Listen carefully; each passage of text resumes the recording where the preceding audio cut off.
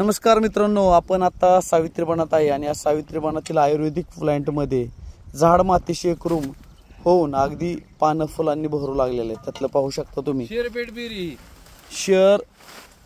बेट berry त्याला म्हटलं जातं. इंग्लिश नाव आहे, मराठी नाव आपण त्यातली माहिती काढू. आणि त्याला बघा तुम्ही पाहू शकता, हे पाहू शकता, तुम्हाला कोण रोखू शकत नाही. हे फुलं बघा आणि फुलांच्या खाली कळ्या. परंतु ही झाडं आपण लावली होती खोल खड्ड्यात. आता हे झाड मातीशी एकरूप होऊन ती वर निघले. आता त्याचं पुढचं स्वरूप आपण तुम्ही पाहू शकता काही थोड्या वेळात. आणि त्या कामासाठी योगदान देण्यासाठी पुढं सरसावलेले आहेत ते आमचे विजय चौरे, अजयजी सोनवणे. आणि खोरं घेऊन तर सरांनी तर आज लयच मनाव घेतलंय. तिकडे पलीकडल्या 2 झाडांना त्यांनी खूप भर लावली आहे. आणि आज याही झाडाला पूर्ण स्वरूप म्हणजे परिपूर्णता द्यायची हेच आहे. आपल्याशी संबंधित माणसाचं झाड असलं की आत्मीयता थोडी जास्तच राहते. आणि TC कॉलेजमधल्या त्यांच्या शिक्षकी पेशामधीलच काय नाव, डॉक्टर माधुरी पाटील यांनी या ठिकाणी इच्छा व्यक्त केल्याच्या नंतर या ठिकाणी आयुर्वेदिक प्लांट उदयास आला. आणि त्यामधील झाडं एक साधारणतः 80-85-90% सगळी झाडं आलेत. काही ठिकाणी हरणांनी ज्या ठिकाणी थोडासा त्यांना खाल्लं त्या ठिकाणी आपण नवीन झाडं रिप्लांटेशन करून सावित्रीवनातील एकही झाडं गेलं नाही पाहिजे याची परिपूर्ण काळजी घेतलेली. आणि हे आपलं आयुर्वेदिक प्लांट तुझं आहे तुझ्यापाशी परी जागा चुकलाशी असं म्हटलं जातं. त्याप्रमाणे काल परवा एक फेसबुक व्हॉट्सअपवर एक बातमी आली की वयाच्या 38व्या वर्षी अतिशय सौंदर्य संपन्न प्रतिभा संपन्न कलाकार प्रिया मराठे यांचं दुःखद निधन. प्रत्येकाने बघितल्याच्या नंतर प्रत्येकाला शॉक बसला. आणि त्या निधनाचं कारण होतं कर्करोग, कॅन्सर, जो की रोज तुमचा आमचा आत्तापर्यंत पाहुणा वाटणारा कॅन्सर आता घरचा प्रत्येकाचे सदस्य व्हायचं ठरवतोय असं वाटायला लागले. कारण आज पूर्वी 5-25 वर्षापूर्वी जो कॅन्सर कधी तर ऐकला जाणार, आज तुम्ही समोरच्या परिसरात किंवा समोरच्या वातावरणात बघताय की एखादी घटना घडते किंवा एखाद्या आजाराचं निदान झाल्याच्या नंतर कळते की तो कॅन्सर झाला आहे. तर त्या कॅन्सर किंवा इतर जे रोग आहेत त्याला तारणहार हे आयुर्वेदिक प्लांटच ठरणार.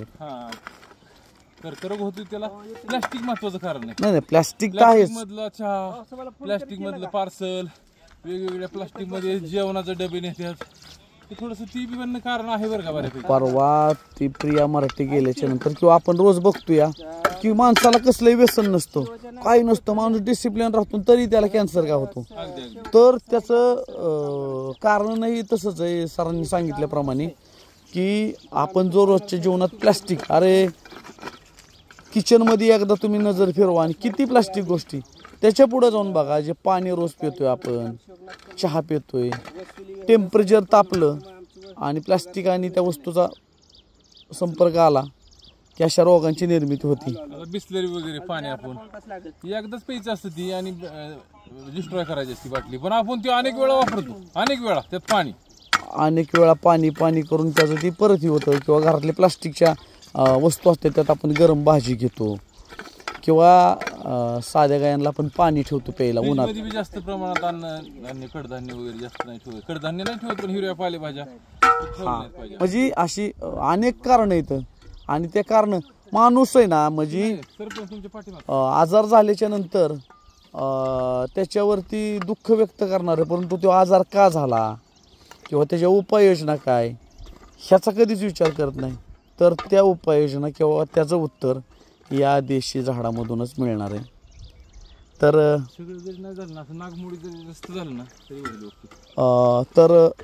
त्याच अनुषंगाने ही झाडं येतं. आणि परत एकदा नव्या गोष्टीकडून जुन्या गोष्टीकडे जावंच लागणार आहे. कारण तुम्ही पाहिलं की पूर्वी दगडाला हिणवणारी लोक कॉन्क्रीटच्या जंगलात गेली आणि परत कॉन्क्रीटकडून दगडाकडे आली. त्याचप्रमाणे कितीही तुम्ही आधुनिकतेचा किंवा आधुनिक केमिकल युक्त औषधं, रासायनिक ज्यूस, फळं, तरी परत एकदा तुम्हाला जुन्या गोष्टीकडे जावं लागणार आहे. काही दिवसापूर्वी घरात हिणवलं गेलेलं पितळ, तांब्याची लोकांनी भांडी विकली आणि आता तुम्ही जे वापरताय प्लास्टिक, जर्मल, स्टील, त्याचा दुष्परिणाम भोगायला लागलेले. आणि परत आता लोक जुन्या भांड्याकडे वळायला लागलेले.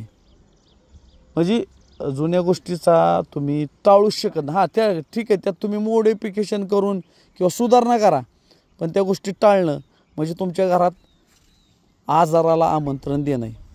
चला असू दे, आजच्या दिवसासाठी एवढंच. जर्मन तर बघा ना तुम्ही, इंग्रजांनी ज्यावेळेस कैद केलं आपल्या भारतीय लोकांना, त्यावेळेस तिथं कैद्यांना त्या जर्मनमधूनच खाद्य देत होती.